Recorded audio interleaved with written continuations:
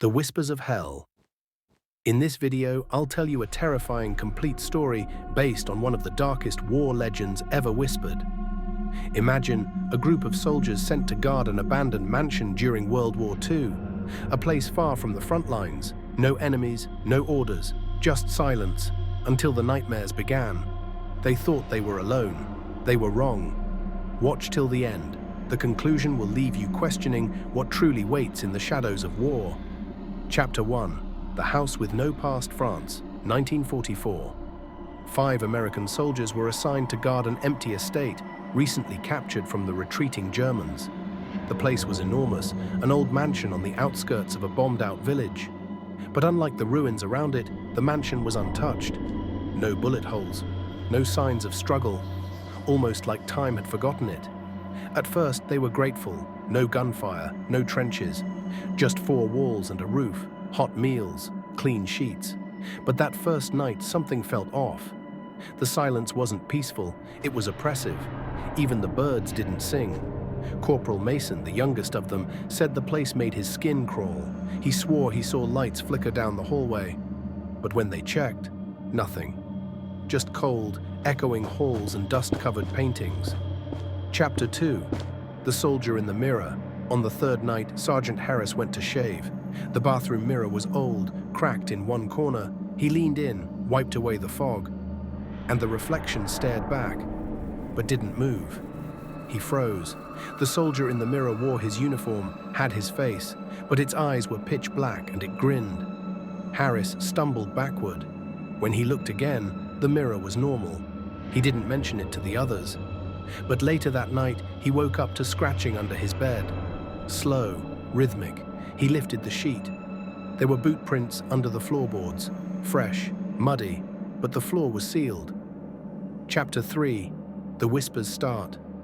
The next day, things escalated. Private Donnelly found a bullet on his pillow, a bullet with his name carved into the casing. He laughed it off until the same bullet was fired at him that evening, from the shadows in the woods. But no enemy was seen. No one. Mason began sleepwalking. Every night they found him standing in front of the grand piano in the main hall, playing notes he didn't know. When asked why, he whispered, "She wants music." Who?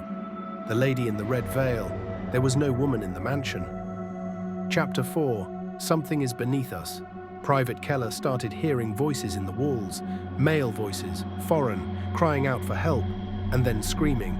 He pried open a section of the cellar floor and discovered a narrow passage leading deeper underground. They followed the tunnel. What they found should not have existed, a hidden chamber filled with rusted chains, bones, and ancient torture devices. Swastikas scratched into the walls, but beneath them older symbols. Twisted, wrong. The air grew thick, wet, like breathing through blood. Then Mason collapsed, whispering something in German, though he didn't speak a word. He kept repeating, "They live beneath." Chapter 5. The Night of Fire. That night, all hell broke loose. The walls of the mansion pulsed as if breathing. Doors slammed shut on their own. The radio, long dead, screamed to life with static and voices chanting in unison. Keller went mad. He started carving symbols into his chest with a fork before anyone could stop him. And then, the house attacked. The grand chandelier crashed from the ceiling, nearly killing Donnelly. The windows burst outward as if something had been trying to get in, or out. Sergeant Harris ordered a retreat, but Mason was gone. They found him in the dining hall, eyes rolled back, whispering a prayer. Behind him stood a woman in a red veil, her face entirely blank. She raised her hand, and the walls bled. Chapter 6. The Final Hours. Only Harris and Donnelly made it to the front gate. The rest were either dead or taken. But Ash, the mansion, wouldn't let them go. Fog swallowed the outside world, no path back to town, no signal, no sun. Harris screamed for help until his throat bled. Donnelly just stared into the fog. When Harris turned around, Donnelly was gone. Only his boots remained, still warm. The mansion door creaked open. Harris walked back inside. Chapter 7. The War Never Ends. Months later, Allied troops found the mansion during a sweep. It was empty, no blood, no bodies, just dust and silence. But in the main hall, someone had carved words into the floor with a bayonet. War never ends, it just changes faces. And beneath it, scrawled in shaky lines, they're still here.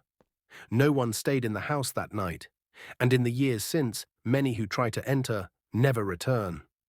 Some say, on certain nights, you can still hear boots marching down the halls, and the piano playing itself, echoing into the darkness.